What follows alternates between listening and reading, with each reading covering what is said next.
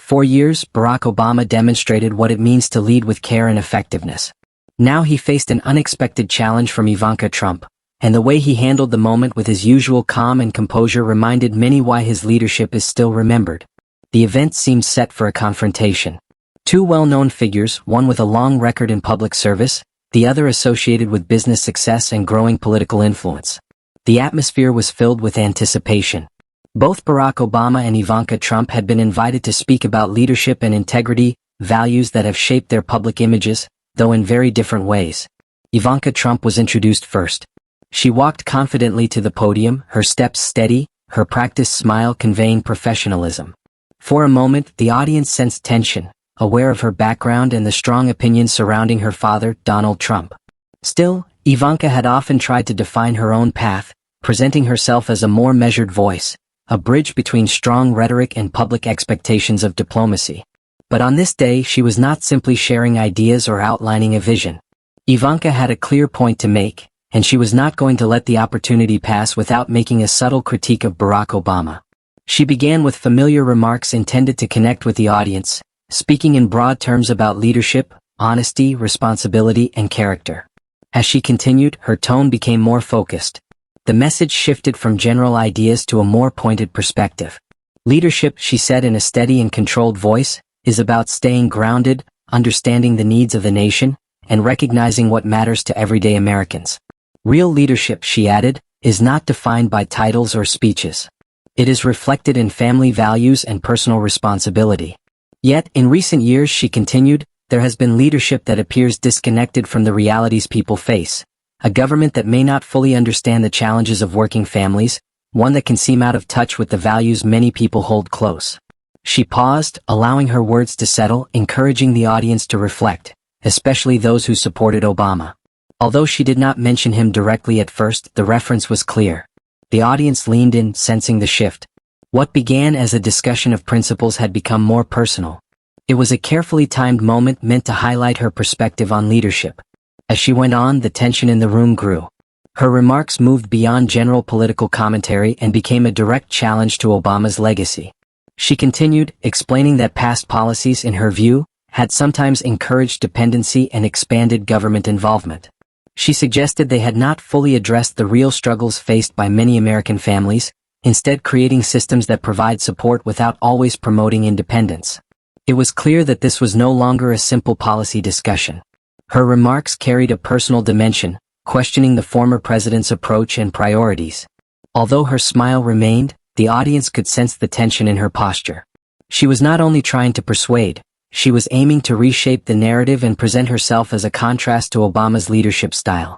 Where Obama had been known for a measured and thoughtful approach, Ivanka positioned herself as more directly connected to everyday concerns. She framed careful diplomacy as less effective and efforts to bring unity as insufficient. Then, slightly raising her voice, she emphasized her central point. Leadership, she said, requires the courage to make difficult decisions, even when they are unpopular. It means choosing what is right rather than what is easy. It means staying connected to the values that define the country: family, faith, and hard work. She concluded by suggesting that, in her view, those qualities had not always been reflected in the leadership of the previous 8 years. Her words lingered in the air. The tone of the room shifted from listening to anticipation. The audience now waited for Obama's response. The critique had been direct, raising questions about his values, character, and leadership. Seated toward the back, Obama listened quietly, his arms folded, his expression calm. He did not react immediately. Still, the tension in the room was unmistakable. The audience understood that whatever he said next would carry significance. The moment had become more than a discussion of ideas. It was now a test of composure and leadership. Would he respond with a sharp rebuttal? Would he defend his record with the clarity and eloquence he is known for? Or would he remain composed, allowing his actions and reputation to speak for themselves? Obama remained still, his expression unchanged. To some, it might have seemed as though he was disengaged, but those familiar with him recognized a different approach at work. Leadership for him was not about reacting instantly or exchanging sharp remarks. It was about patience, about choosing the right moment to speak with the greatest impact. The room seemed to pause. All eyes were on him, expecting a dramatic exchange. Politics often rewards confrontation, but Obama did not perform for the crowd. He did not rush to reply or answer provocation with more provocation. Instead, he waited, allowing the silence to grow. His calm approach was intentional, almost strategic. At the same time, Ivanka felt the weight of that pause. Her carefully prepared critique, meant to provoke a reaction, now hung in the air without response. She had expected a quick reply, a direct counter. But Obama remained still, letting her words linger without interruption. As the silence continued, the pressure slowly increased. The longer Obama stayed quiet, the more tense the room became. Ivanka glanced toward him, expecting at least a small sign of reaction. Yet he remained composed, his gaze steady. In that silence, he was not just holding his position. He was subtly shifting the balance, allowing the focus to return to her words. It was as if he was saying, without speaking, that a response was not immediately necessary. Finally, after a pause that felt longer than it was, Obama spoke. His voice was calm and even, almost conversational. The audience fell still. Ivanka, in the middle of her stance, hesitated slightly, her expression tightening for a brief moment. His remark was not loud or aggressive. It was measured and carefully delivered, carrying a layer of meaning that invited interpretation rather than confrontation. For the first time, Ivanka's composure showed a slight crack. She shifted her posture, lips pressed together, her eyes briefly moving away as if considering how to respond. The audience leaned in, noticing not just the words but how they were delivered. Obama did not raise his voice or become defensive. His calm presence and precise timing made the moment stand out more than any forceful reply could have. Ivanka, who had appeared confident moments earlier, now showed a hint of uncertainty. In that moment, Obama achieved something that direct criticism often cannot. He changed the tone of the exchange. It was not only what he said but how he said it. The shift was subtle but clear. The audience, initially unsure how to react, began to sense the change. Without escalating the situation, Obama redirected the focus. Ivanka opened her mouth as if to respond, paused, and then remained silent for a moment. She had expected a debate, but instead faced a more reflective response. The room remained tense, shaped by the impact of his calm remark. Ivanka paused as if processing what had just happened.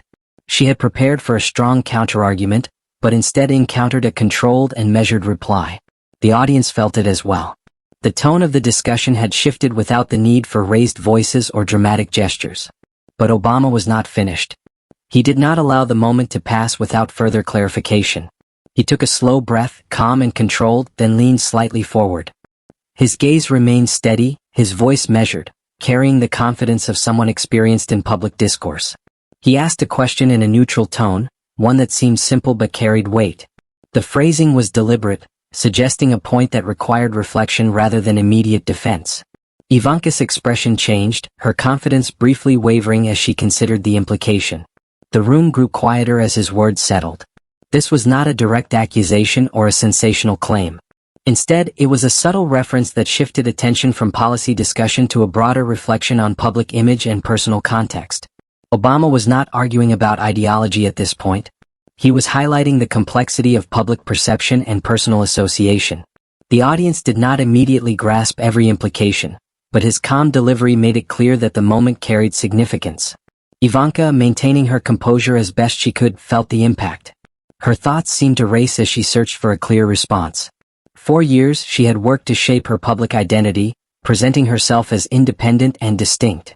She had tried to balance her role within her family while also building her own voice. But moments like this reminded everyone how closely public figures are connected to their broader context. Obama's approach was not confrontational. He did not raise his voice or make direct accusations. Instead, he guided the conversation toward reflection, allowing the audience to draw their own conclusions. This made the moment more impactful as it relied on tone and timing rather than force. The effect was immediate. Ivanka paused, her usual confidence slightly unsettled. The discussion had moved beyond a standard exchange of viewpoints.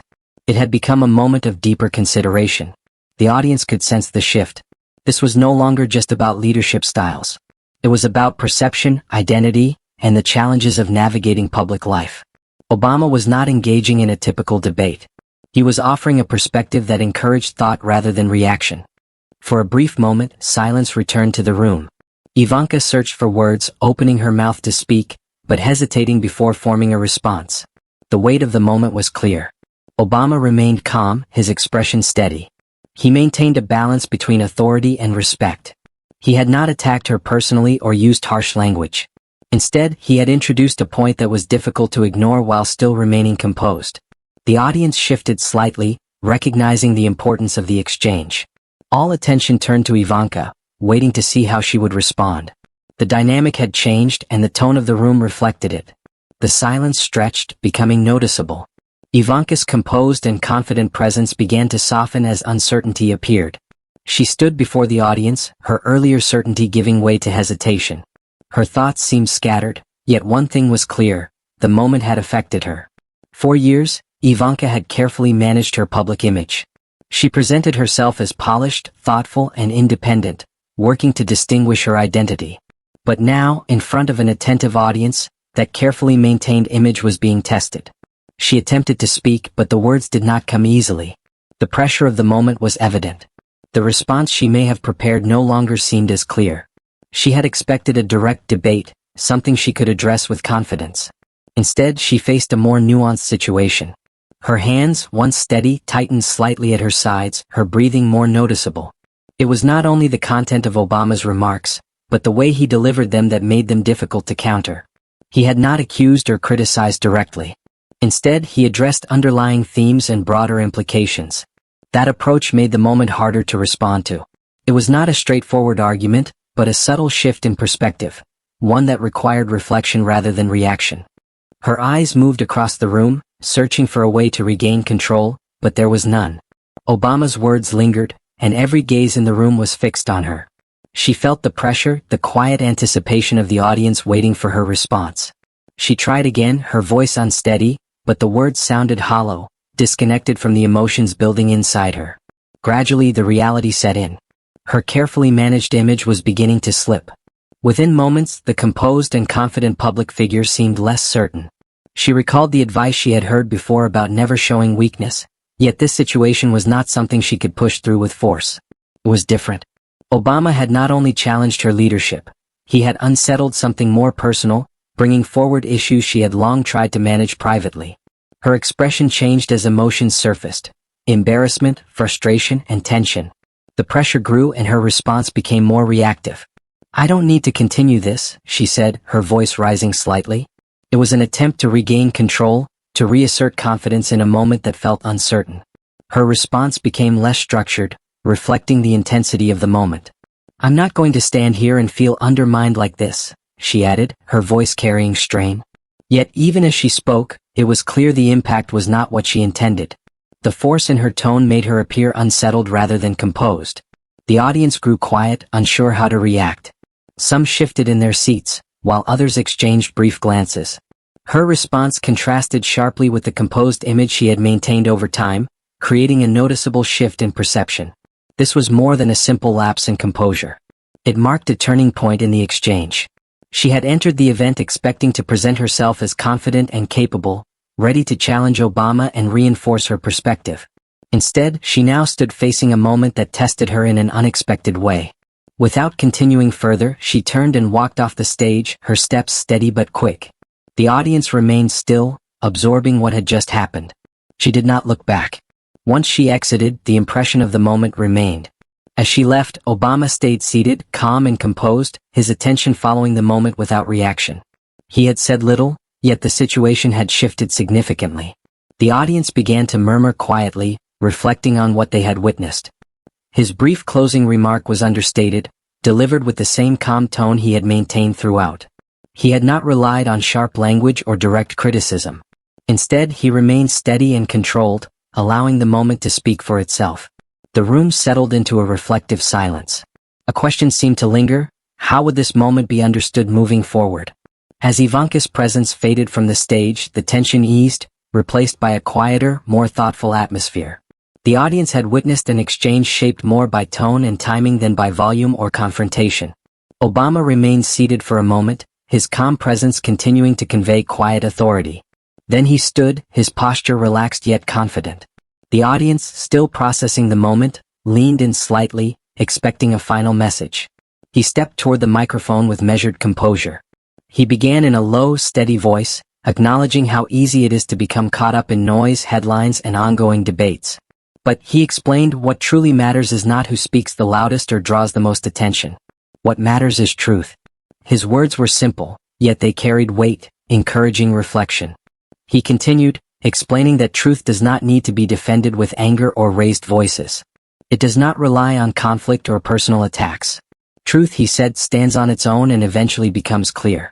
In that moment, he was not only speaking to those in the room, but also to a broader audience who might later reflect on the exchange. His message moved beyond the immediate situation. It focused on integrity, openness, and remaining steady in difficult moments.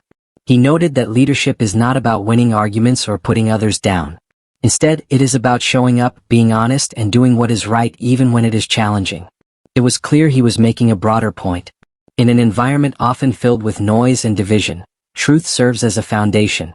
It helps guide decisions and maintain clarity when circumstances become uncertain. His calm delivery reinforced that idea. He added that no one is perfect, but everyone has the ability to be honest, to recognize when something is not right, and to take responsibility. That, he said, is a meaningful measure of leadership. As the audience listened, a sense of quiet respect settled in. This was not about disagreement or conflict. It was about the values that guide individuals and leaders alike. His message extended beyond any single person, offering a reminder of what truly matters: honesty, awareness, and steadiness under pressure. He paused briefly, looking across the room, aware of the moment's significance. Then he offered a final thought, speaking in a calm but firm tone. There is always space for honesty, he said, and always space for understanding and connection. The statement was simple, yet meaningful. It shifted the focus away from tension and toward something more constructive. As he concluded, the room remained quiet, not out of discomfort, but reflection. He gave a small nod to the audience and stepped away from the microphone. There was no need for a dramatic ending. The message had already been delivered clearly. As people slowly began to move, the impact of the moment remained. What had started as a tense exchange had turned into a reflection on leadership, communication, and composure. The event came to a close, but the ideas shared continued to resonate. The audience was left considering a final thought: whether to carry these lessons forward or allow them to fade amid everyday distractions. For that moment, at least, the message had been heard.